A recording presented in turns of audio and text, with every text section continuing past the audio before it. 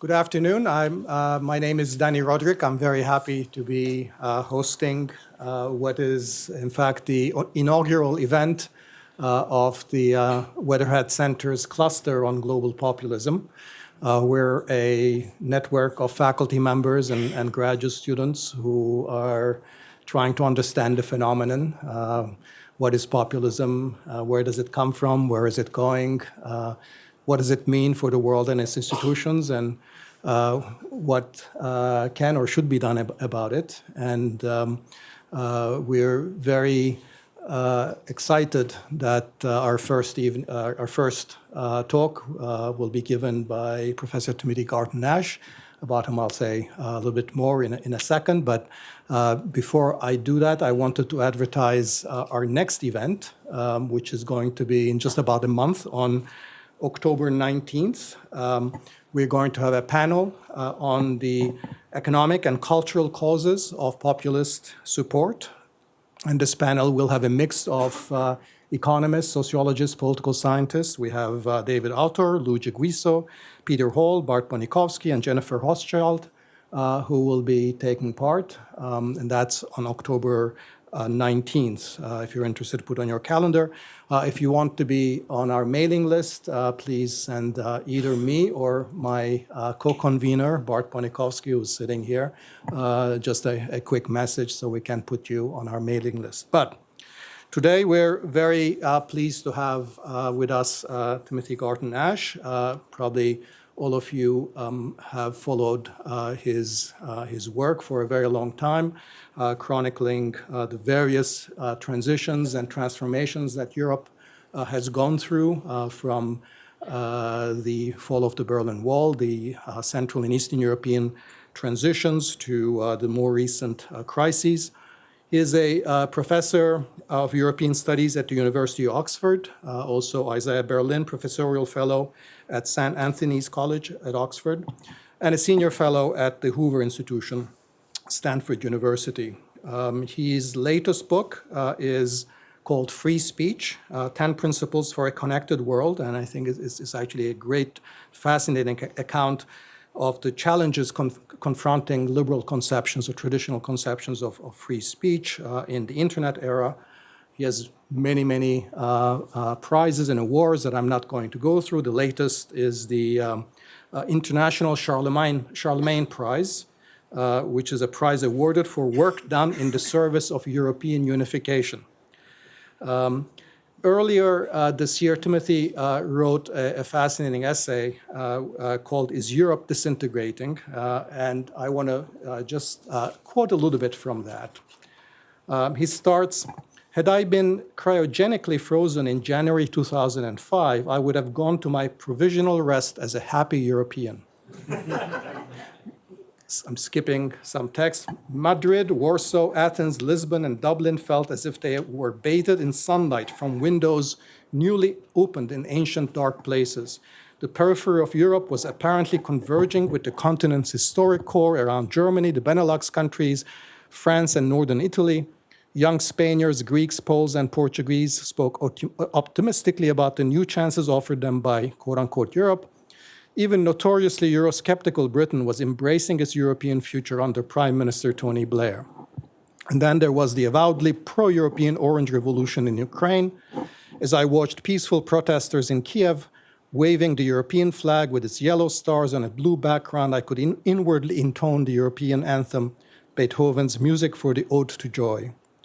Cryogenically reanimated in January 2017, I would immediately have died again from shock. For now, there is crisis and disintegration wherever I look. We're very happy that Timothy is alive and well and with us to be telling us what to make of it all. Thank you very much. Thank you very much, Dani. Well, I'm glad I wasn't frozen in 2005. It's a great pleasure to be here with many people whose work I've long admired and learned from. I want to start with two disclaimers. First of all, I'm not going to present you with the results of any original research on populism of my own, because I've been a close observer of what's happening, but it's not been the focus of my research. Secondly, I'm not an expert on Europe for the simple reason that no single human being can be an expert on Europe. And if anyone tells you otherwise, that is, to use the technical philosophical term, bullshit. Europe is a continent with ill-defined boundaries. It has around 50 countries, each of them with very complicated politics and histories, which you can only understand if you speak their languages. It's not just one, but many international, supranational organizations, not just the EU, but also Council of Europe, OSCE, NATO, and so on. And it has a peculiarly rich history, intellectual history of thinking about itself. You can be an expert on a few of those things and a few of those countries, but not on Europe. So with those two caveats to my question, does European populism exist? If we ask, does green tea exist? Then we first of all have to ask, does tea exist? Because if the noun represents an empty set, then there's no point talking about the adjective. So we have to start by saying, does populism exist? And I have to say, until a few years ago, my answer would have been probably not. You say on the website of your cluster that it's a loose label, and has been a very loose label. The Oxford English Dictionary definition is, I quote, the policies or principles of various political parties which seek to represent the interests of ordinary people. Well, I'm talking about limp-wristed and feeble. It's very often used as a term of abuse. I'm a Democrat, you're a populist, he's Donald Trump. And so the reason I become persuaded that it has some analytical value is really twofold. It's firstly the work of scholars such as Jan Werner Müller, Cas Mudde, and others, some of them in this room, who persuaded me that it can be given some analytical coherence. But secondly, it's the realities themselves. The fact that when you watch Trump and listen to Le Pen and Kaczynski and Orban and the Brexiteers, there are these amazing similarities in the structures of their rhetoric and the way in which they make the argument. So it's both the scholarship and the political reality. Populism, as I'm going to use the term, has at least some of the following attributes. First of all, it not only speaks in the name of the people, but claims a direct legitimacy from the people, which trumps, the verb has acquired a new meaning, all other four sources of legitimate authority: independent courts, parliament, civil service, the fourth estate. I am your voice, says Donald Trump. The people have spoken, say the Brexiteers. One people, one vote, once. The Law and Justice Party in Poland talks about the sovereign, sovereign, so forget about independent courts. The Daily Mail famously, when the three judges of the High Court passed a judgment saying that Parliament had to vote on triggering Article 50 for Britain exiting the EU, had a front-page story showing these three middle-aged white men in wigs looking faintly ridiculous, described one of them as a gay fencer. What that had to do with his judgment was unclear. And the headline, as many of you know, was Enemies of the People. Let me remind you a phrase which, subject to correction by Robert Danton, I think originates with Robespierre in The Terror in the French Revolution, then descends via Hitler and Stalin to the Daily Mail. So that's number one. And I think Jan Werner Müller helpfully says the dichotomy, the counterpoint, is populism versus pluralism. The opposite within the domestic political context is pluralism. Secondly, it turns out on closer examination, the people are only part of the people. Actually, a better term for the people in this usage would be Volk in the German or Danish sense, because there's always some others who somehow don't belong to the people. Those others are defined either ethno-culturally, Muslims in much of Europe, Poles in Britain, Sinti and Roma Mexicans, and or socio-politically. Liberal elites, experts. Michael Gove, a Brexiteer, famously said, this country has had enough of experts. People in this country have had enough experts, mainstream media, and so on. On the night of the Brexit referendum victory, Nigel Farage said, this is a victory for ordinary people, decent people, real people, thus clearly implying that the 48% of the country who, like me, had voted for Remain are neither ordinary nor decent, nor indeed real. Characteristic populist rhetoric. Kasmuda describes it well. The idea is pure people versus corrupt elite. Thirdly, there is some identifiable core group of voters for that populist party with quite identifiable grievances, grievances which are directed against the whole existing system in their view. But, and I think this is important to make, populists come to power as successful political entrepreneurs who, as José María Aznar did in the case of the Spanish right, forming the Partido Popular, not a populist party, successfully and skillfully aggregate a number of different social groups with quite distinct and often conflicting social interests. Kaczynski in Poland is a good example of this. There's the core electorate, but then there's the aggregation of other groups of voters. Brexit is, of course, another example. It's what Marine Le Pen failed to do in France, which is why she lost. It's what Trump succeeded in doing. By analogy with coalitions of the willing, I call these coalitions of the unwilling. Everyone who is discontented in one way or another with the existing system. How do you bind together these very disparate groups? Well, by a number of techniques, obviously, including offering each of them something they want. But I would argue quite characteristic for contemporary populism is attempting to forge these groups together by a powerful, simple, emotionally appealing nationalist narrative. The term fake news is much too narrow for what is really going on in here. And the emphasis on emotion, on feeling as against reason is, I think, very important. Quick example from your own country, those of you who are American, when, as you remember, Donald Trump said Obama wasn't born in the US, Obama published his birth certificate, which for you and I might be thought an adequate correction. Trump said in an interview, many people feel that it wasn't a proper certificate. And I think the verb in there is very interesting. It's not just many people think, it's many people feel. I may think this jacket is dark blue, but you feel it's pink.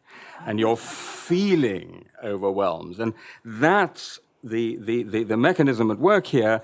And it has to be said, and this is another, I think, characteristic of contemporary populism, that I think the by now well-known fragmentation and echo chamber effects on the internet greatly contribute to the success of such narratives, because you're not getting the effective counter-speech, certainly to your core constituency, if you're only reading Breitbart and watching Fox and listening to talk radio, or whatever it may be.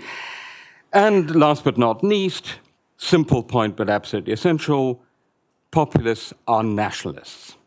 Maybe at some point in history, some historian could identify an internationalist populist, but certainly in contemporary populism, well, help me, maybe you can find one. All those I can see are nationalists.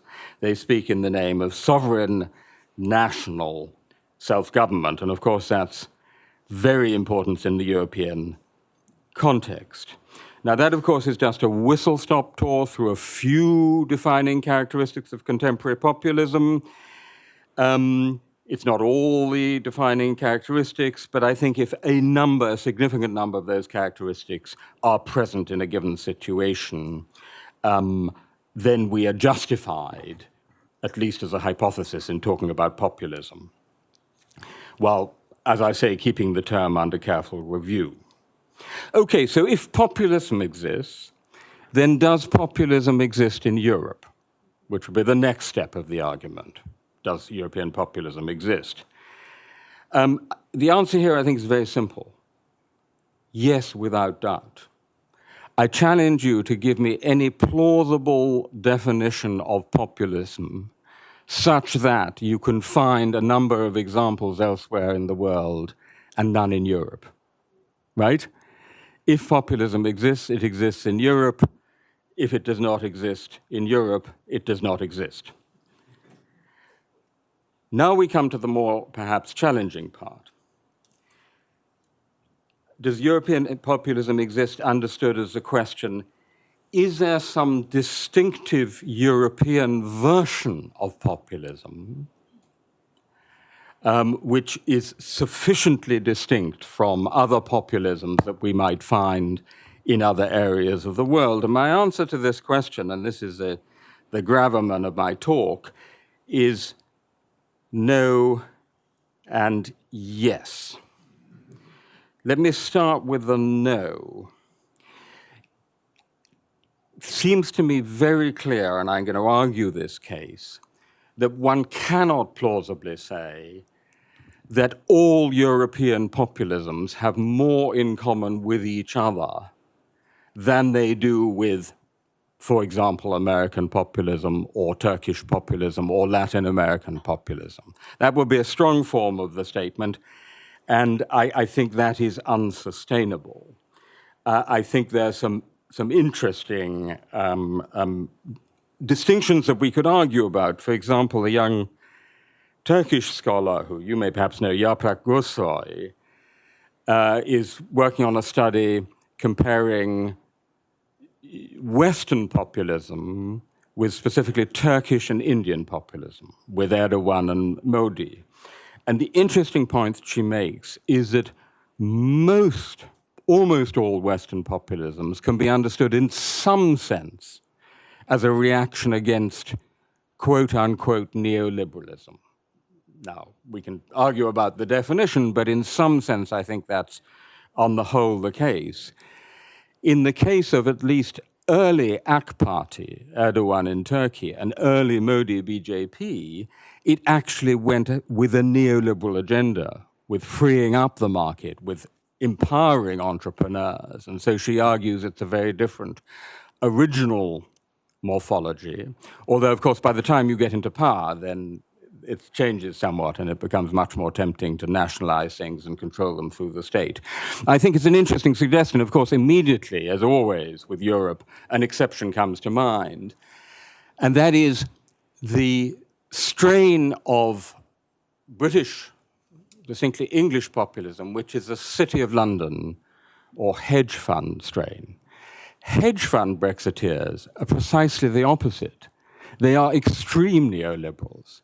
They want us to get out of the European Union in order to be able to trade and deal freely with everybody, with no constraints of any kind, like sort of new Sir Walter Raleigh's as buccaneers. But with that exception, I think her generalization pretty well holds up, and I think it's an interesting one. Now then, you have already started talking in this cluster about left populism and right populism. And this, as a pedestrian empiricist, I want to question slightly. So if I start with here, and I realize that it will be very hard to see because it's so small, the list, this is the categorization of populist parties into left populist and right populist, done by Ronald Inglehart and Pippa Norris, who I believe may be here, on the basis of 2 surveys of experts. And with all respects to those experts, I have to say I found it extremely puzzling. And some of the categorizations seem to me distinctly, if I may say so, haywire. Where are we? So if we, actually, I think the best thing may be just for me to read them out from here, because you can't see them anyway. So, for example, in the Inglehart and Norris a list, which is based on the Chapel Hill Expert Survey, Golden Dawn in Greece is categorized as populist left. Jobbik in Hungary is categorized as populist left. Well, I have to say, Jobbik, an extreme nationalist, xenophobic, anti-Semitic party, using rhetoric which clearly goes back to Hungarian fascism. If that's a left-wing party, I'm a banana. Fidesz, Hungary, populist left. Poland, Law and Justice, populist right. Poland, Norway Progress Party, populist right. Poland, Law and Justice, populist left. Well, again, I mean, not in the Poland I know. I think anyone who knows Poland would see Law and Justice as a party formed from and shaped by the Polish right. Interestingly, when we turn to Dani Rodrik's very interesting paper on the subject, we have his left-right categorization. And hey presto, Golden Dawn has gone from left to right. Fidesz has gone from left to right. And Law and Justice have gone from left to right.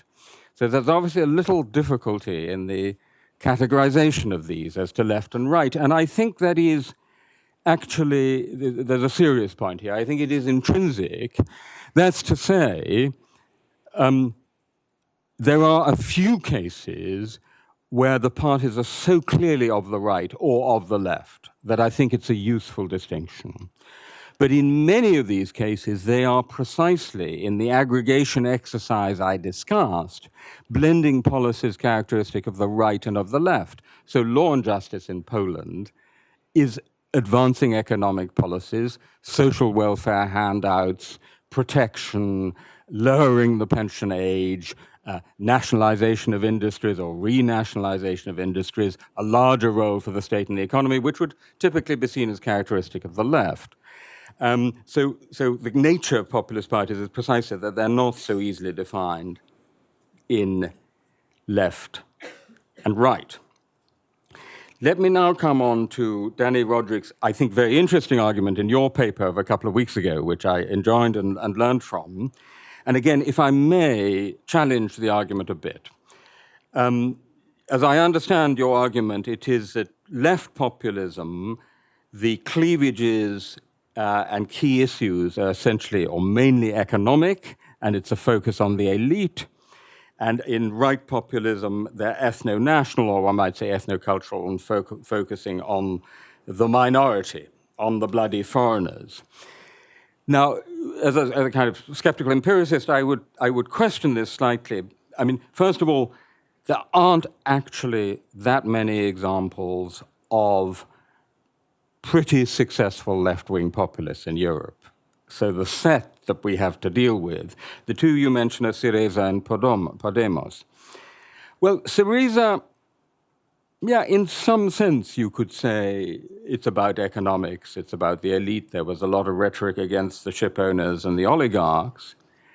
But of course, the fundamental cause for the success of Syriza was the economic policy of the Eurozone, and in particular of Germany. And it was, the Troika was the bubble German policy, which is the focus of Syriza's rhetoric and the source of its success. And that has a very, very definite ethno-national dimension in a country which remembers the Second World War. Podemos, Spain, interesting case again. You emphasize the demography, but 4% of Muslims. It's quite a significant Muslim population.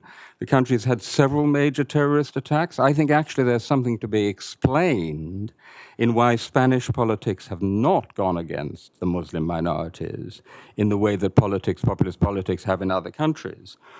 At the same time, Podemos, although obviously focusing on economic issues, one of the things it did, and one of the keys to its success, it said we need to change the 1978 Constitution. And the key issue in the Constitution is not socioeconomic, it's regional autonomy. And it thereby made alliances with Catalan, Basque nationalists, Navarra and Valencia. And the other point I would make here, just sort of qualifying that case, is that if one looks slightly broader at Spanish politics, at what has been the reaction to the financial crisis, and as it were, hyperglobalization in specific Eurozone form coming home to roost, by far the most important one in Spanish politics has been Catalonia. I mean, in a couple of weeks' time, 3 weeks' time, the 1st of October, there will be a referendum on independence for Catalonia. I was in Catalonia a couple of months ago, spent a lot of time talking to people about the etiology of what happened. And of course, support for independence in 2007 was at about 11%, only 11%. It's absolutely clear that the financial crisis and the Madrid government's reaction to it catalyzed the Catalan independence movement, highlighted the issue that according to their own figures, they contribute 19% to Spain's GDP, but only get 10 or 12, depending who you believe back, the tax transfer issues. So I think, again, there's an ethno-national component. This brings me on to the Ronald Inglehart and Pippa Norris paper, and the argument that if we have the thesis that populism is caused mainly by economic insecurity, mainly by cultural backlash, they argue the evidence is more for cultural backlash. In my view, this is simply a false dichotomy. And I think Peter Hall has said this well. It's precisely the interaction of the economic and cultural, of objective and subjective factors, which is most characteristic. But actually, I think it's not just a false dichotomy, I think it's a false trichotomy. Because we surely have to distinguish between economic, social, and cultural factors.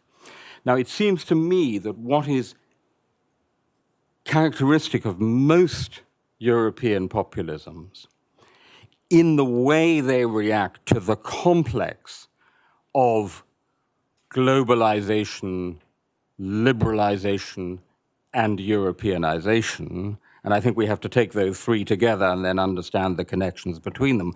But what is most characteristic is precisely that these are three-dimensional economic, social, and cultural reactions. And the question in every case is, what's the particular three-dimensional mix? But there are always the three dimensions, and you're missing something if you ignore either of them. So economically, obviously, jobs may have gone for one reason or another. Real wages may have been depressed. Capital has done better than labor. But that is exacerbated very much by the social dimension of growing inequality. The fact that, well, the poor have been getting relatively poorer, or certainly no richer. Some of the rich at the very top have been getting very much and very visibly richer. One shouldn't trust too much to anecdotes, but some of you will know the city where I live, Oxford. In East Oxford, it's quite poor. You have a lot of immigrant families, white working class. North Oxford, when your own Professor Charles Meyer was studying there, 50 years ago, with very large Victorian houses in states of advanced decay, in multiple occupancy, with lots of students and, squatters and so on.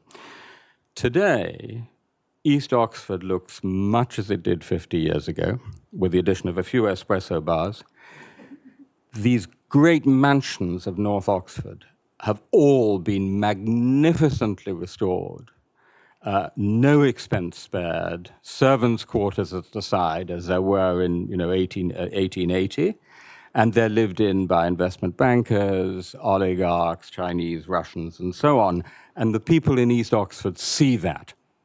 So it's a social dimension as well.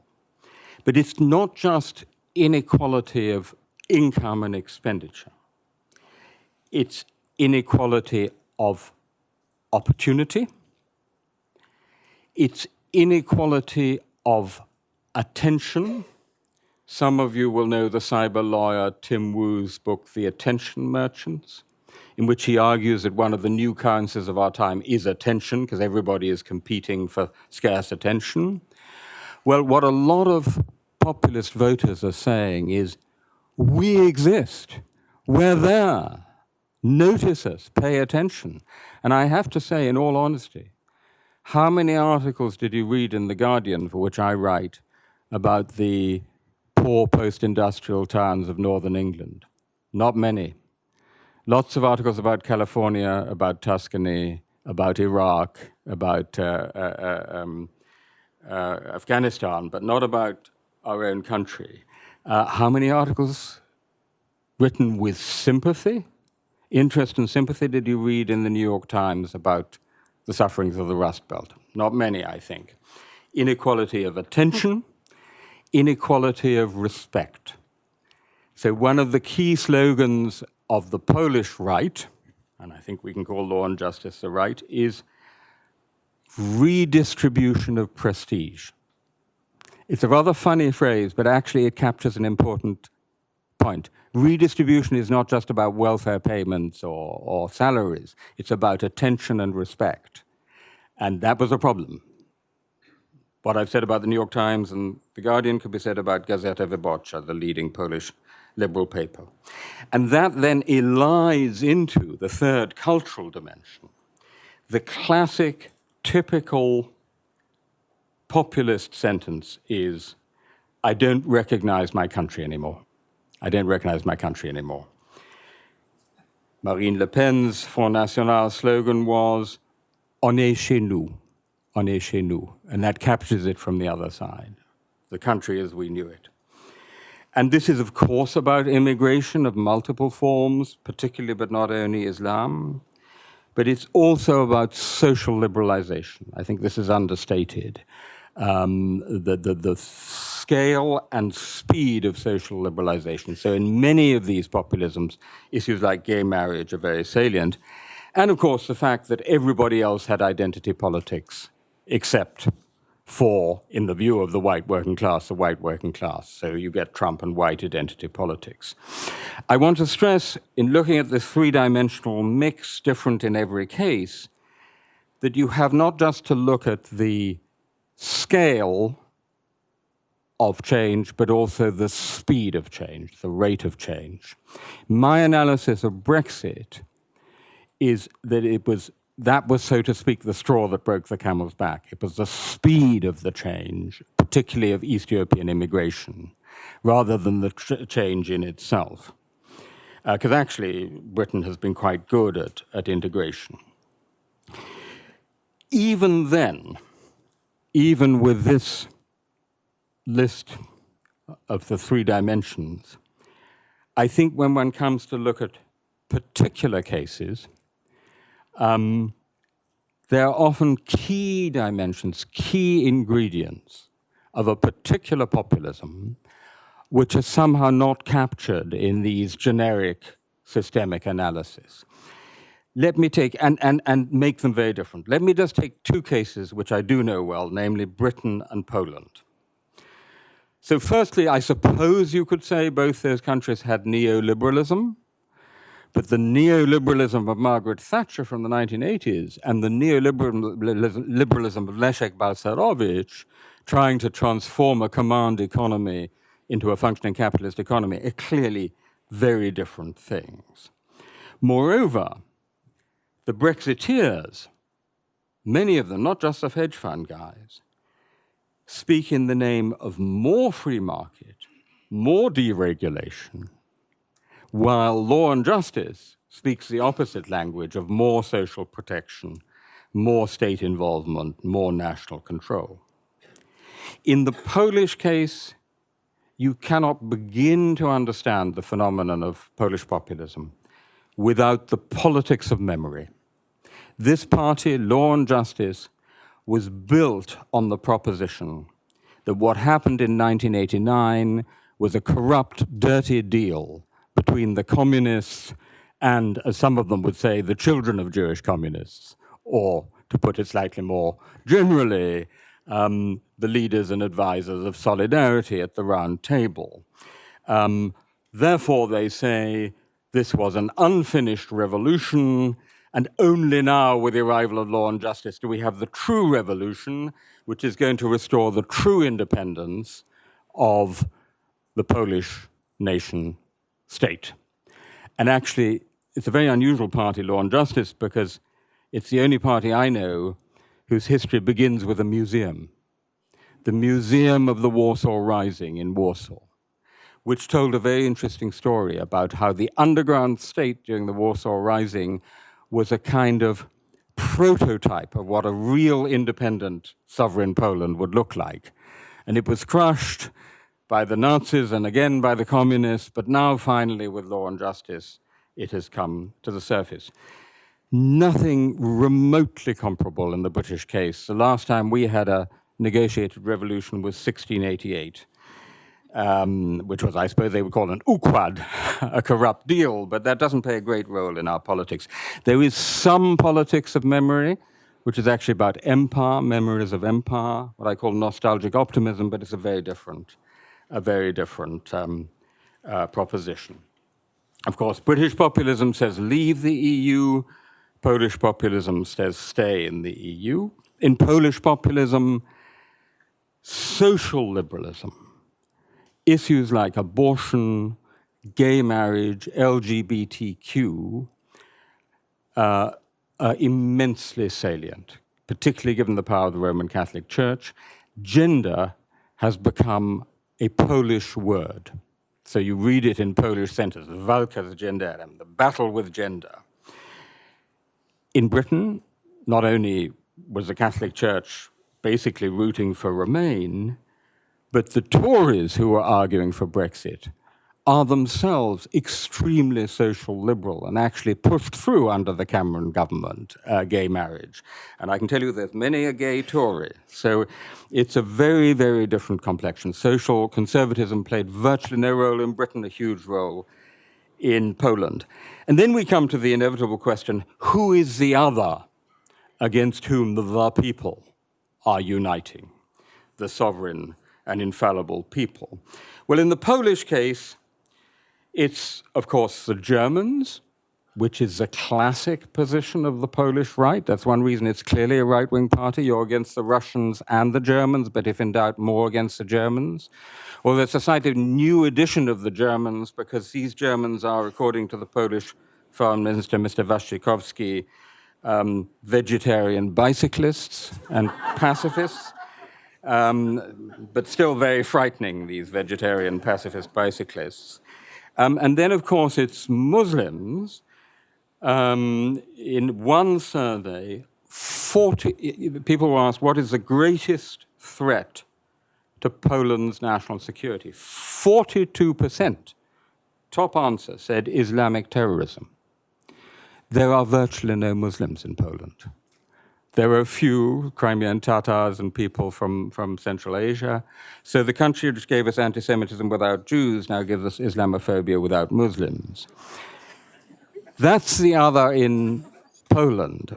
Who is the other in Britain? Well, certainly not Germany. France, of course, always in England for 700 years. You remember the famous Sun headline, "Up yours, Delors." And there was a lot of sort of blaming it on the French. But mainly, the other were the Poles.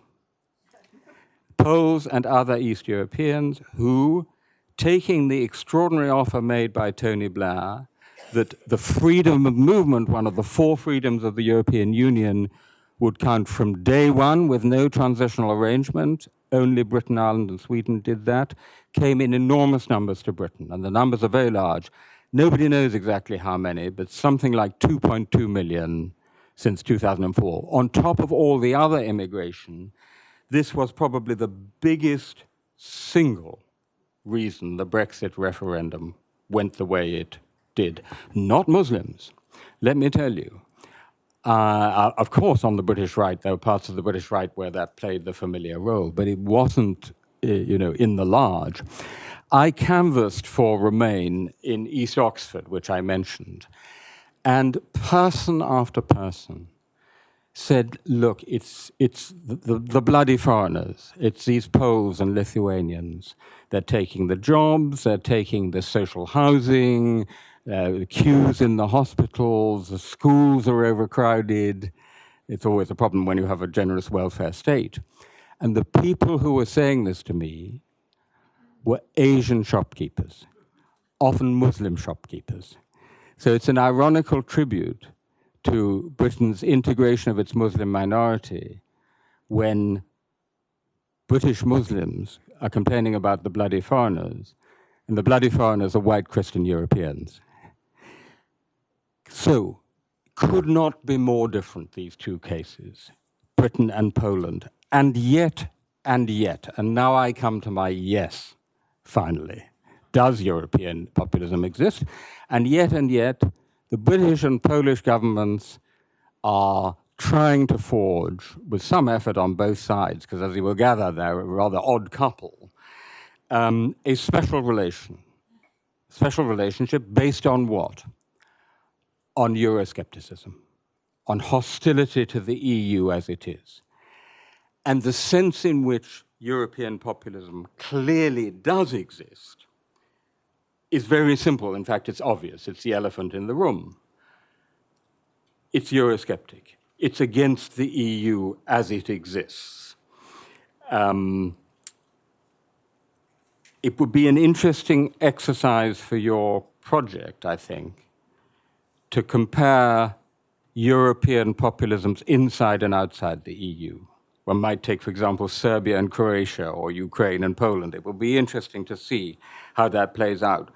But I cannot think, subject to correction, and as I say, I'm not an expert on Europe, so give me an example. I cannot think of a single European populist party which is not anti-EU in one way or another. Now, they may be anti-EU for somewhat different ends. So, for example, as I said, British populists to be more free trading, Polish populists to be more protectionist. British populists to diminish the level of social protection in instruments like the EU's Working Time Directive. Danish populists, on the contrary, because they want to protect their higher levels of social protection, their incredibly high levels of social protection against regulation, as it were, neoliberal regulation by the EU. But they're all against the EU as it exists today. So one might advance the proposition that if, as Jan Werner Müller argues, within a given state, the opposite of populism is pluralism. In a larger external context, the opposite of populism is the EU. Because the EU is, in fact, if you think about it, what philosophers call an ostensive definition of everything that populists abhor. If you think of all the elements we've talking about, they are all represented in spades in the EU. Donald Trump may complain, I gather he was today, about the UN and about NAFTA, or even on the far right, people might complain about world government, but we actually have European government. We actually have the thing. Populists always talk about remote, well-paid, corrupt elites. If there is one political project in the world which is clearly a project of elites, it is the European Union. The slightly flipped phrase, conspiracy of elites, is not too far wrong. The difference is that for many decades, the elites enjoyed a passive consensus of public opinion, and that went in the early 2000s, after I was cryogenically frozen in the French and Dutch referendums. And you look at it again and again, there we have it. The Daily Mail on referendum day, lies, greedy elites, and a divided, dying Europe. Kasmuda talks of populism in one formulation as an illiberal democratic response to undemocratic liberalism. Well, one could make quite a good case that the EU represents undemocratic liberalism. I'm going to qualify that in a moment, but one could make quite a good case. It certainly represents liberalism of at least two kinds. Firstly, economic. Actually, the European Commission, contrary to British Eurosceptic myth, has for decades been a motor of liberalization and deregulation. And the four freedoms of the European Union, let me remind you, the freedom of movement of goods, services, capital, and people, are globalization on steroids. They are, as it were, globalization intensified under the hourglass at high speed, but also of social and cultural liberalization. The EU has clearly been an engine of that. If you look at it from the point of view of Eastern Europe, you can see it very clearly, partly through its framework of rights, as expressed, for example, in labor law or in various other non-discrimination provisions, which challenge conservative practices, but also through free movement, through the sheer mixing up and free exchange of people. I've never forgotten a rather sickening advertisement I saw in a Polish newspaper, which showed a pale young woman who was obviously pregnant. And the advertisement said in Polish something like, "Get it sorted for 500 zlotys." It's about £100. And getting it sorted was you get on a coach, they put you on a coach, they take you to England, they check you into an NHS hospital, you have the abortion, and you're out and back to Poland. That's also an engine of social liberalization in spades. And then we have Rodrik's trilemma, which I always love quoting. I'm sure you all know Rodrik's trilemma. Hyperglobalization, democracy, and national sovereignty, choose any two, but you can't have it. Now, I have to tell you, Marine Le Pen and Jarosław Kaczynski love Professor Rodrik's work. They love Rodrik's trilemma, even if they've never heard of it, because that's exactly what they say. They say you can't have all three, and since we value democracy and national sovereignty, we want less globalization. And the locus classicus of this is the Le Pen-Macron presidential debate. I don't know if you watched it, where she says that explicitly. And this argument, it's not just about sovereignty, it's about democracy, about restoring democracy, falls on fertile ground because one of the major perceived weaknesses of the EU is what is called the democratic deficit. Now, I would actually argue that objectively, in reality, the democratic deficit is not half as bad as people say it is, because most of the decisions are taken by democratically elected national ministers in the councils of ministers, and the directly elected European Parliament actually has been given quite a lot of power since in successive treaties. So it's not actually objectively so bad. But the subjective perception, as reflected in declining turnout in every successive European Parliament election, is that it is undemocratic. The Eurobarometer poll, which polls all EU member states, ask regularly, do you feel your voice is heard in Brussels? 55% say no, 38% yes. The political class is seen as remote anyway, nationally. Those in Brussels are remote twice over, and the European Parliament is remote 3 times over because it's a bubble within the Brussels bubble. So that, the EU is extremely vulnerable to this argument made, so to speak, in response to Rodrik's trilemma in its very nature. And also, by the way, just to mention in passing, the unintended consequence of the European Parliament and of the growth of Brussels is that many of the most pro-European politicians and officials and knowledgeable politicians and officials have left the national capitals to go to work in Brussels. So that actually I would say there were more well-informed people and pro-European people in the Bundestag 40 years ago when I started going to Germany than there are now, because the pro-Europeans have gone to Brussels. So that's again the law of unintended consequences. what follows from this, and okay, this hasn't come through properly. I don't know what's happened here, so my PowerPoint is a complete failure. So let me tell you. The Chatham House did a very interesting piece of polling in which they polled elites and publics, non-elite publics, to try and get at the differences, which is obviously important to our subject.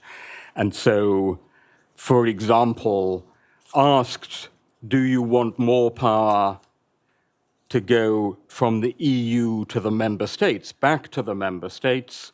Only 31% of the elites said yes, but 48% of the publics, half the publics. Asked, you want more power to go from the member states to the EU, 37% of the elites said yes, but only 28% of the public. So there's a clear divide. And then they said, what are the greatest threats to the EU? This was a question asked of the elites. Amazingly, rather humiliatingly perhaps for Britain, Brexit was only 7%. They don't think much of a threat. Russia was only 11%. A new crisis of the euro, only 15%. Divisions between member states, 29%. But the top answer by far, greatest threat to the EU, was populist and anti-European parties, 45%. And I think that judgment is probably right, since populist and anti-European, or at least anti-EU to be more accurate, because of course they all say we want another Europe. I think that's in a way right. So to conclude, everyone says in the context of global governments that the EU is the exception that proves the rule. But that phrase is usually misused. It doesn't mean it's the exception to the rule. It means it's the exception that tests the rule, proving the rule. And it seems to me that is exactly right, that the EU is the exception that is proving the rule about the tension between globalization, liberalization, and a specific form, Europeanization, and democratic governance. But the test is on. It is the experimental laboratory. If populism cannot secure lasting successes in Europe, then the EU has passed that test, actually, one way or another. And that may yet be the case. We may be here in 3 years or in 5 years and saying they didn't last that long.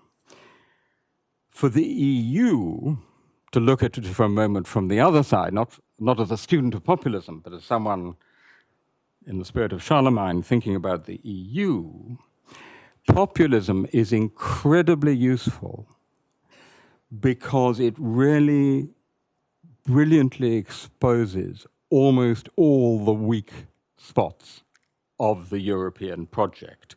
It's kind of a very nasty due diligence report, exploring all your vulnerabilities and a little sleight of hand and so on. In that sense, and I look forward very much to the discussion, I think one could say that, that Europe tells us something about populism, and populism tells us something about Europe. Thank you.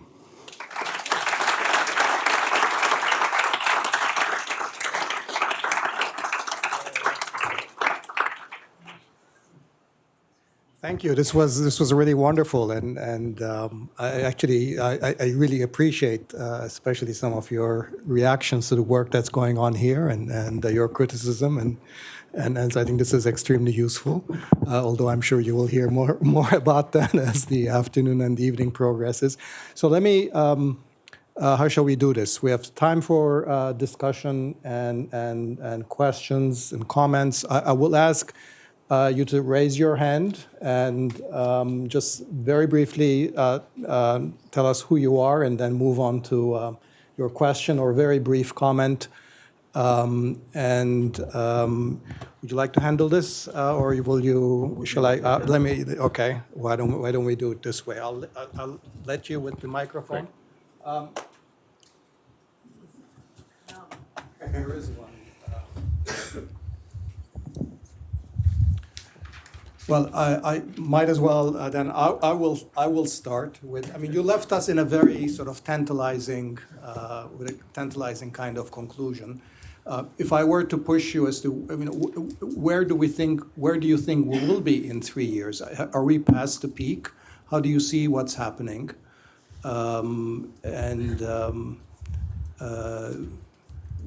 If we were to push you a little bit more on the prospects of European populism, what would you say? So long as I have been following the EU, it's been characterized like some sort of rather hysterical friend by extreme mood swings. So it swings from Euro-catastrophism to Euro-euphoria and then back again. And we've just seen that in the last year. If you remember 6 months ago, fascism was about to sweep the continent with Marine Le Pen coming to power. Then Emmanuel Macron, walking on water, was elected president of France, and suddenly everything is glorious. The whole European project is going to be relaunched. Forget about the Anglo-Saxons, Brexit and Trump, they're off there. Forget about the East Europeans. We're all, on the road, comrades, again. And I think that is absurdly complacent. I think it's very far too soon to declare the populist wave over. I think the causes, which we've thought about, are still there in many countries. The AfD in Germany of all places, this country which is doing spectacularly well economically, in the latest poll is on 11%. And AfD is a classic populist party. So, no, I think there's a lot still to be very concerned about. I do think, however, and also I would say, I think an awful lot does depend on more German flexibility on the Eurozone. Pragmatic flexibility on the Eurozone. This is not moral philosophy. It's real life and real economies. And if Schäuble goes and Merkel can leap over her own shadow and become more flexible, I think in the Eurozone context, that has enormous positive impact, and that has a knock-on effect, because then it's a demonstration effect for countries like Poland who are looking at the Eurozone. The other point to make is the very obvious one, that if one is right, that these are political entrepreneurs who have aggregated multiple into coalitions of the unwilling, it's actually quite difficult to satisfy all those constituencies. And so, for example, I come back to Poland because it's one of the countries I know well, you already see the swing voters, which brought peace to power, beginning to waver and weaken. So that I'm very cautiously optimistic. Peter? This wonderful talk. I mean, phenomenally stimulating. And I'm not sure if this is what you wanted to convey, but one of the things that I thought I learned from it was that one way to think about populism in Europe is something that has roots in economic developments that have left quite a few people worse off, but superimposed on that is this growing divide, which one could describe as loosely cultural, perhaps. I don't know whether you would, between the elites and others. So the first part of my question is, am I taking one of the correct lessons from what you're saying? Do you accept any of that? And then the second related issue is this. You make a compelling case that EuroSkepticism is at the heart of European populism, and I think that's very illuminating. But to what extent should we think of EuroSkepticism as a root cause for rising support for populism, as opposed to a manifestation of this? The EU is such a convenient target, as you've said, and I accept that entirely, but I'm still a little skeptical about whether the EU itself, and you didn't say this, so I'm not putting words in your mouth, but I'm wondering if we should distinguish between the manifestation here and the set of factors that ultimately build support for populism. So, briefly, I wouldn't, as I say, I'd like to hold the three dimensions, economic, social, and cultural, and I think some of the stuff that Dani Rodrik has written about, namely the way in which financial globalization in particular has produced this spectacular benefits for the rich and for capital, I think that's an important part of the story. Can I put it slightly more broadly? With caveats and obviously setbacks and exceptions, we've experienced in Europe an extraordinary spread of liberalism over the last 40 years. Economic, social, and cultural liberalism. And I think in some broad sense one can understand this at a deeper level as a reaction to liberalism. Sometimes the cultural dimension, sometimes the social, sometimes the economic, some mixture of the above. And so that is, if I had to sort of make a synthetic generalization, which I'm reluctant to do, that I think is the one I would make. And so if I wanted to put this sort of in a headline style, I would say an anti-liberal counter-revolution. And this is where it connects to Putin and Modi and Erdogan. And this is why you have the interesting phenomenon that Putin is not just a national player, a geopolitical player. He represents for populist parties an ideological alternative, a package of solid nationalism, sovereignty, military muscle, and social conservatism, and religious faith. So that would be my synthetic generalization. Now, I didn't say that EuroSkepticism was the root cause. I was careful not to say that. What I said was it's a unique defining common feature. That's how I would put it.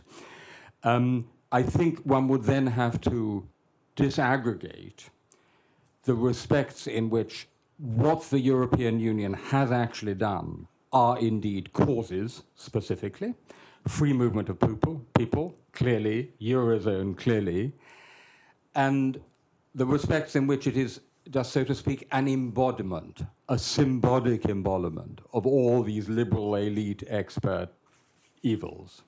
And I think that will be a good way to actually take the research forward. Yes. Yeah, go ahead. Yeah. Why? If you can say who you are Very first. good from MIT. Why has the European done such a poor job in selling its story beyond the mood swings as a success? The EU. Yes. Well, this is something I've thought about a lot because,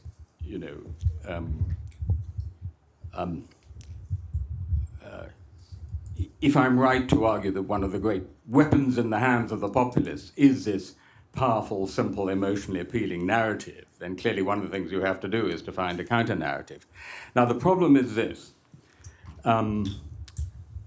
Europe had that for 3 generations. And it wasn't simply what people usually say, which is a story of peace, bringing peace. It had a gestalt, if I can use that term. If you look at the pro-European argument in any European country, it went something like this. We have been in a bad, dark place. We want to be in a better place. That place is called Europe. Now, there's no shortage of bad places in Europe. So the bad places you were coming from were very different. Germany, Nazism, etc. France, defeat, occupation. Spain, fascist dictatorship. Poland, communist dictatorship. Britain, relative economic backwardness and decline. But the gestalt, the shape of the narrative was always the same. We're coming from that bad place and we're coming into a better one. Now, as you will all immediately see, the problem comes when you're in it, when you're in the better place, right? And that's, in a way, Europe's problem in the last 25 years. It's a problem of success. We have a whole generation of Europeans who have known nothing else than this success. What is more, if you're a young Spaniard or a young Greek, you have known a Europe which was better.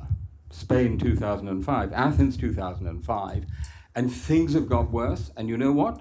Who do you blame it on? You blame it on Europe. So that's the problem. And we have to find an answer to that. And there are, broadly speaking, well, there are multiple answers, but let me give you three. One is some colleagues of ours who say, what we need is European democracy. Directly elected European president, Commission president, transnational constituencies, procedural legitimacy. I think that's for the birds. I don't think that's going to make a blind bit of difference, frankly. The second answer is we are moving into a post-Western world where countries like China and India and Brazil are increasingly setting the agenda of world politics. In a world of giants, you have to be a giant yourself. This is a profoundly coherent narrative which has almost no emotional traction because it's so abstract. Good for Harvard seminar, but not for winning support. And that leaves, I think, a couple of things. One is we actually deliver performance legitimacy. So I actually think one of the things the EU simply has to do is to deliver better and then tell the story of what it has delivered. And the other is just to say, isn't it amazing the Europe we have achieved? The fact that you can get up on a Friday morning, on a whim, decide to take the EasyJet flight from Lisbon to Tallinn, meet someone there, settle down, marry, get a job, make your life there. There's never been a Europe like that in our lives. And somehow to tell that story in a more accessible and attractive way. And in that context, would you say that what Macron is doing right now is sort of make it or break it? I mean, if he makes it with German help, as you said, we're over the hump. But that seems like such a crucial. Well, I mean, I was incredibly moved on the night of his election, when, as some of you will remember, he walked out alone. To the European anthem. And that was incredibly powerful. I mean, tingling up the back of the neck. Since then, he's become a bit too sort of Napoleonic and Jupiterian, or even sort of Louis XIV for me. I'm not sure that that's quite the rhetoric which is going to reach ordinary Europeans. So I'm not absolutely persuaded that he's the sort of the Willy Brandt figure who really speaks to people emotionally. But of course, whether he succeeds is going to be absolutely crucial. That's obvious. But whether he succeeds inside France in the first place. Yes. Ines from Weitelshelden, also MIT, but I moved here only recently after 6 years in London at the London School of Economics. Thus, I was very intrigued by your analysis of Brexit, and in particular by that argument that it was the speed of change that, as you said, broke the camel's back, because it leads me to then think, to which degree is this going to apply to Germany in terms of the migration, events, not to say crisis, and is this then a reaction that we're going to see in these elections, or only in the further along the lines? Well, I think we're already seeing it in these elections. If you look at the numbers for the AfD, which are shocking, given, I mean, you know what Alice Weidel, the leader, I mean, the grotesque, really far-right things they've been saying, if they're still at 11%, that tells you. And there's one worrying feature of the AfD which distinguishes it to some extent from other populist parties, which is, and I've had this from many, many sources, its supporters include a lot of highly educated bourgeoisie, the hair doctor, the lawyer, the professor, and so on, which is not what you find in UKIP on the whole. And these are people who fear for what in German is called the Besitzstand, the whole everything you've accumulated over the last 40 years, not just economically, but also culturally. So I think that is worrying. If you add to that the CSU, which is tacked to the right, I think it does become very concerning. And this is why I think, there are a couple of things to watch. One is obviously the actual integration of that 1 million+ people, which ain't going so well because, and we actually did a study at Oxford of integration, crucial is the labor market. You have to get people into the labor market, and the take-up rate for that wave of refugees is very, very low in the labor market. So I think that's worrying. The other thing is, please God, not another grand coalition between Christian Democrats and Social Democrats, because we know this from the history of the Federal Republic. I mean, it's happened before. If you have a grand coalition, for obvious reasons, it strengthens the extremes, because the main established parties are in government. And so I really hope that this time, almost whatever the coalition is, we get a different coalition. And that has a further consequence, which is another part of the answer for winning back voters from the populist lies crucially with parties of the center-left. Because crucially, it's their electorate who have gone to the populists, be it Labour, be it the French Socialists, be it the SPD, be it the Democrats in this country. I mean, again and again. But you've got to work at that. You can't parrot the old thing. You've actually got to work out how you're going to make sense of the world of work, or of partial work, for these people who have been put out of work or in very bad jobs. And so that will be an opportunity for the SPD to regenerate and come with a better offer at the next election. So I think those are just one or two of the key factors. Ambassador Simon? Yeah, I'm Tom Simons, a retired U.S. diplomat. Tim, you've named two things that should be on the agenda for resisting and reversing the populism. You've named more flexible Eurozone policy and delivery. I wonder if you could give us 3 or 4 more. Issue clusters that are sort of continent-wide. I mean, obviously immigration is one that governments need to work on in their own ways. Right. In order to... Well, I mean, I think number 3 was the narrative. I mean, I think that is an important part, and that's something I think I am working on, because the last thing we want is a narrative told from Brussels. Believe it or not, there are actually people called European Commission ambassadors for the new European narrative. A title I would not particularly want, I must say. So I think number 4, if I'm trying to help you, Tom, would be what I said about the center-left. I mean, there are these big structural changes. The populists are blaming them on the bloody foreigners and the immigrants, but actually it's as much about technology and other changes.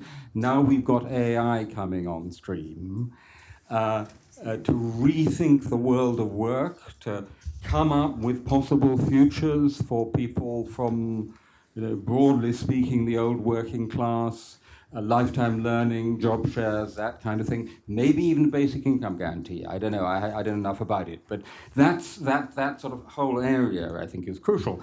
And then when you mentioned immigration, we did 2 crazy things in Europe. One was to launch this monetary union. I don't mean a monetary union, because that might have been a good idea.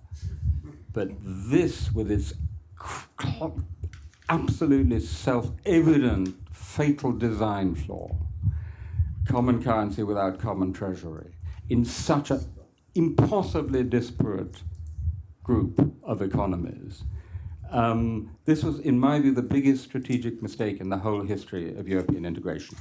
Right? It's a machine from hell. The second big mistake we did in the last quarter century was to open the internal frontiers of the Schengen area without securing the external frontier. And that chicken has come home to roost in the refugee crisis. And so, and it's a big ask to do it, but if we could not only do it, but reassure our citizens that that had been done, that would be a vast change. So just very quickly, in this Oxford study, we looked at 5 Western democracies: America, Canada, France, Britain, and Germany. Integration. Canada, of course, got the gold medal, as you'd expect. It came out way ahead. But that's not just because they're Canadian. It's because it's the only one of those 5 countries which genuinely manages its immigration. Partly because of the blessing of geography, but also because they quite deliberately, if you look at the figures, there is no dominant single minority. And there's a lesson there. If people feel your state or your political community is in control, it's much easier for them to accept and integrate immigrants. You made a very compelling argument that we need to think about the combination of factors, that there are some economic issues, some social issues, some cultural issues. But in all your examples, you are telling us a cultural story, basically, about framing, about interpretation of history, about the failure of ideologies, about failure of political programs, and so on and so on. And I wonder, in this context, how should we think about Eastern Europe? We had a seminar a couple of days ago where Eastern Europe was always Central Europe. Poland, Hungary was always put as an example that all the economic explanations really do not work. Because if there are countries which benefited from liberal economic policies, these are precisely Poland and Hungary. And that benefits for historical reasons were distributed quite equally across those populations. So really, are we just paying homage to our way of thinking that culture is always epiphenomenal and we should always acknowledge that the economy is the key, or there is something more into it that this is mostly driven by cultural factors, that they are constructed and they are constitutive of what's going on in Europe? I think they're absolutely co-constitutive. I would say the economic, the social, and the cultural are to be understood as equal components of this, broadly speaking. So if and the reason I didn't dwell so much on the economic arguments is that, Dani Rodrik has talked about this, and they're actually quite familiar. They're more familiar than the other arguments. But if I take the Polish case, in the aggregate, of course, the Polish economy is an enormous success story. If you're an old shipyard worker in Gdańsk, it isn't a great success story. And I think the failure in the Polish case, and I really think it was a failure, it's not about inequality, Gini coefficient, and so on. It's more what I was talking about, inequality of attention, inequality of respect, but also about social policy and showing you care. So as you know very well, at the beginning of the Polish transition, there was the right hand of the transition and the left hand of the transition. The right hand of the transition was Leszek Balcerowicz. The left hand was a man called Jacek Kuron, a very great man, a magnificent Polish dissident, a man with an enormous heart, a man of the left. And he showed people that he really cared about the suffering that was going to happen in the transition. Since then, we've had no Kuron. We've had more Balcerowicz. The right hand has been working overtime, including under the post-communists, who got more right-handed than anyone, and the right hand was in the till.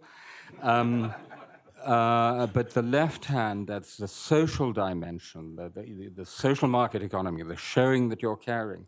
I did a documentary in 1999 in which I went back to Gdańsk, to the Lenin shipyard, where I'd been in 1980, and talked to these workers. A handful of them had done well, they'd become entrepreneurs, but the rest, it was miserable. It was bloody awful. And nothing had been done for them. No social provision, no retraining, nothing of the kind. So I think in that sort of socioeconomic nexus is a particular problem of the Polish transition. Bart? Thank you. This is wonderful. Bart Bonikowski, Sociology, CS, and the cluster. So I really agree with a good chunk of what you've said. I've also written about just sort of the three-pronged causal path that can lead to populism, and I really like the way you've captured that. The one thing that I sort of want to question on a little bit is a sort of missed opportunity to analyze populism on the left. And there are, I think, two reasons for it. The Norris and Engelhardt thing, that's a bit of a red herring.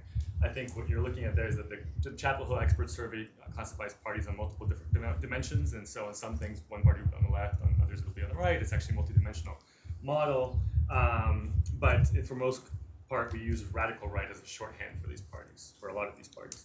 But of course, there is a left populism in Europe, and certainly there's a left populism outside of Europe, as certainly in Latin America. But in Europe, you've got Die Linke, in Germany, you've got Syriza, you've got Podemos, and I think it's a bit of a stretch to claim that they use nationalists in the sense of ethno-nationalist claims. They don't. You've got a transition from a lot of socialist and communist parties who've now become for most part, populist parties. They rely on populist discourse. Luke March and others have showed this. So I guess I wonder whether you haven't followed Mueller too closely. And Mueller is all the rage these days, Jan Werner Mueller, but I actually have serious problems with his definition of the concept. I think he conflates populism with nationalism and authoritarianism. And if we disentangle these three things, then you can see that populism can coexist with nationalist claims as it does on the right, or it can be free of those. It can be purely economic and anti-elite, and also maybe authoritarian in some ways on the left. That's sort of an open question. But I guess I wonder whether by sort of sweeping those cases under the rug, you're not actually in some ways precluding a fully articulated version of your own argument, because the left is also reacting against some of the same rapid changes, I think.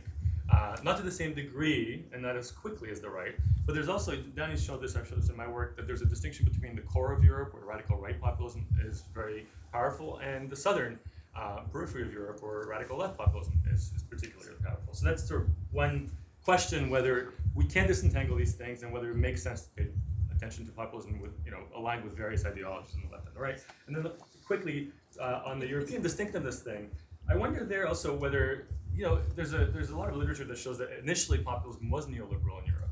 Kirchhoff's winning formula, and it's shifted over into welfare chauvinism over time, and that's been really powerful. So I wonder whether that's so distinctive, and again with Peter, whether the Euroskepticism issue is sort of a cause or a manifestation. And you've answered that partly, but I think if you look at populism everywhere, there's always some elite against which it's sort of railing. In the U.S., it's not just trade agreements, but it's also Washington D.C. The sort of American anti-statist tradition is very important. In Latin America, it's sort of anti-imperialist in its orientation. So there's always some power center against which it orients itself. And I wonder whether that's just these are just different varieties, different flavors of the same thing or not. So I'll leave it at that, and I'd love to hear what you think. There's quite a bit to unpick there. On the second point, I was answering the question that I had set myself. In what sense does European populism exist? And I think in that sense it exists. So it may well indeed be that in other cases there are other power centers against which and so on and so forth. But certainly this is the most advanced example of multi-level governance and liberal international order we have. So in that sense it's unique. On the former, look, as I said, I'm not presenting a monograph, the results of a piece of original research. So we're thinking together here, and I would like to see you pursue that. I don't think you should impoverish your own argument by having an either-or, either politico-economic or ethno-national cultural, because I do think that in the case of Syriza, and certainly in Spain as a whole, there's definitely an ethno-national dimension. I mean, it's not to be compared with Golden Dawn or Jobbik, but it's there. It's there in the politics of all these parties, partly because they want to bring powers back. They want to bring sovereignty back, even from the left, right? So that in itself is almost intrinsically about defining the national locus. But I think that left populism is probably underexplored in the European context. I'd like to see you do more on it. I think one of the problems is that we have sort of lots of it in Latin America, but not actually so much of it in Europe. And then what we have in Europe is so much specifically in the context of the Eurozone, which is a very particular set of challenges, that I wonder how far you could generalize from that. But I'll read your article. I have a feeling that some of the difference here is a difference between a social scientist sensibility and a historian sensibility. That sort of a social scientist look at all these sort of data points and then they align sort of along a scatter plot and say, I see a central tendency here. I can just draw a line. And the historian looks at it and says, oh, but this one isn't right on the line, or this one is an outlier. There's a lot of interesting richness that comes out of that. So I wonder maybe after a few glasses of wine might agree a little bit more. Yeah, the lady at the back.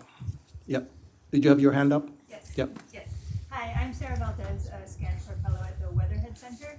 And my question, I think, follows quite well after Bart's, because I'm wondering about your three dimensions. Because you offered us, I think, some very valid criticisms of the right-left categorizations of populism. And I'm wondering if you think it makes sense to distinguish varieties of populism, because when you answered Bart's question and when other people have talked about it and they talk about right and left populism, they are referring really to the economic positions that the party takes. But you say there are three dimensions to populism. Can we leverage the cultural or social dimension that you mentioned to help us distinguish varieties of populism? Because it's not obvious that there's room for variation on those two dimensions and still fall within sort of the rubric of populism. Room for variation on social and cultural, you mean? Correct. And that you must oppose another group sort of to fall within populism on the cultural dimension. Is that correct? And you must yourself feel somehow under-respected to fit the social dimension of populism? Right, right. Well, I mean, I guess one question would be beyond sort of ornithology. What would be the point of this exercise, right, of categorizing varieties of populism? And what is it we're actually trying to get out of this exercise? So I think that the simplistic dichotomy of left-right is problematic. I remain to be persuaded, but I'll read the article. But I think that what I would like to see is someone, and I haven't done it, is someone go across the board beyond Europe to the United States, to Turkey, to India, and try and do the three-dimensional analysis, right? And then see what comes out. I don't know what will come out. Maybe there is variation. Maybe there are significant variations to be found in the cultural dimension or in the social dimension, right? I don't know, but I think it'd be a good experiment to make. Maybe we'll just take a couple more questions. The gentleman over there. Luca Saffert, I'm a fellow here at the center, and I'd like to follow up on the narrative question and the Lisbon-Tallinn love story. Because one dimension of populism that you talked about very little, it seemed, is the urban-rural divide and the criticism of big cities where these elites live and the cycling vegetarians do seem to live. And I think we have that in Germany as well, with Berlin coming up, and these kinds of divides. Now, if you tell them the narrative is a Lisbon-Tallinn love story that seems to kind of reinforce exactly that European integration is a big city thing. It's actually an excellent point. I don't know if you're a cycling vegetarian yourself.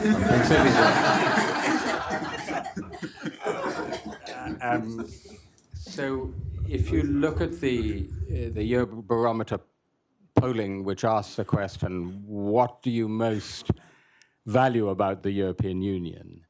Consistently top or second answer is the freedom to work, study, travel anywhere in Europe. And that's at about 48%, 50%, give or take, 45, 50%. The trouble is there's the other 50%. And that's what many of them precisely dislike about the European Union, which is the freedom for other people to come and work, study, and travel in their countries. So it is a very good point. It as it were, yeah, it's a very good point. As it were, in mobilizing, if I were to step out of my strictly neutral shoes and talk about our base, a pro-European base, which is the first problem we have, which is a mobilization problem, that this generation who do have that freedom are not, on the whole, very mobilized for the European project. It's not a cause for them in the way it was for my generation and older generations. But you're absolutely right, and I think it's a very good point. That still leaves the challenge. How do you persuade, how do you win over, how do you make the argument to those, Polish farmers or people in English small towns who precisely don't like that? Now, one of the ways you make the arguments is by sending them checks. The attitudes of Polish farmers to the European Union changed rather dramatically when the first checks started coming. There's a rather alarming correlation between how well countries do economically from the European Union and support for the European Union. But I think we'd have to do a bit better than that. Let's take one final. I see maybe two hands. Maybe we can just have those two questions together, Sure. and then we'll give you the final word. Yes, you first, and then. Yes, Rich Wiener from Rhode Island College. Just to agree with or help out Bart in the spirit of that we're supposedly working together, I think to talk of a very prescient historian who passed away about 24 years ago, Christopher Lasch, actually foresaw what he was writing about in the 80s and the early 90s was very much what we're talking about today when he wrote about the revolt against the elites. And in The True and Only Heaven, where he poses progressivism and populism, but the title, of course, comes from Nathaniel Hawthorne's Celestial Railroad, and maybe the EU is part of this Celestial Railroad that progressives and social democrats think up and sometimes don't make the connection. And finally, let's remember, Christopher Lasch did not come from the East Coast like C. Wright Mills. He came from the heart of the country and shared my alma mater, Columbia University, but he was always uncomfortable with Columbia and Harvard, which is why he was happier at Rochester. So I just mentioned that as a helpful reminder. Final question and comment. Okay, I want Andrew Martin, Center for European Studies. I'd like to put together 3 points you made. One, that the future depends on performance legitimacy. Second, that Macron's success depends on also performance. He's expecting economic performance. And finally, the point that the future depends on German flexibility with respect to the Eurozone. And actually, I guess my question is, what do you think are the prospects of German flexibility with respect to the Eurozone, on whichever all else depends, and why? Okay, so let me take those two together, and maybe I can ask them both by saying that actually ideas matter and universities matter. So I think the prospects for the kind of pragmatic flexibility that I think we need from Germany are poor. And that's partly because of the politics.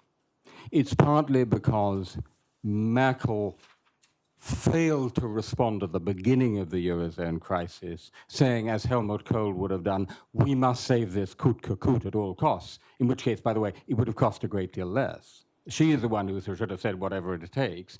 So a narrative became firmly established in German public opinion of virtuous, prudent, hardworking North Europeans and feckless, hopeless, parasitic South Europeans. And any German leader, however well-intentioned, has to go up against that. But it's also because there is an absolutely fateful orthodoxy within German economics. The ordo-liberal received wisdom on the Eurozone, it's almost like, I don't know, no, this I won't say that because I was going to say like Moscow in the 1970s, but that's not fair, so I'm not going to say it. I didn't say that. But I mean, it is an extraordinary orthodoxy. There are just 1 or 2 economists inside Germany who go up against it. And this is a real problem because that informs the quality press, the whole debate around it, so that actually breaking open the intellectual debate about it, having other points of view which are not disqualified as, Varoufakis, would be quite important. And this connects back to, I think, your very good point about, Christopher Lasch and the elites, and indeed about Harvard or Oxford, because you're absolutely right. There is this perception, and part of that perception about self-perpetuating elites is about universities. The places like Harvard and Oxford, it is thought, are no longer places for elites of pure talent. They're places for the self-perpetuation of the rich and powerful, of socioeconomic elites. And whether wrong or right, I think it's something that we have to think very seriously about, actually, because I think these perceptions are as important as the realities. And so I think also, it's not just what research we do, and if I may bring this back to your cluster, it's also how we present that research to a wider public. A friend of mine was speaking to an audience in a small post-industrial town in northern England during the Brexit debate, a really miserable rundown town. And he started talking about GDP. And an old working class woman got up at the back and said, "Professor, you're talking about GDP. That's your GDP you're talking about, not my GDP." And it's a very telling remark. And so we have to learn how to talk about their GDP as well as our GDP. Thank you.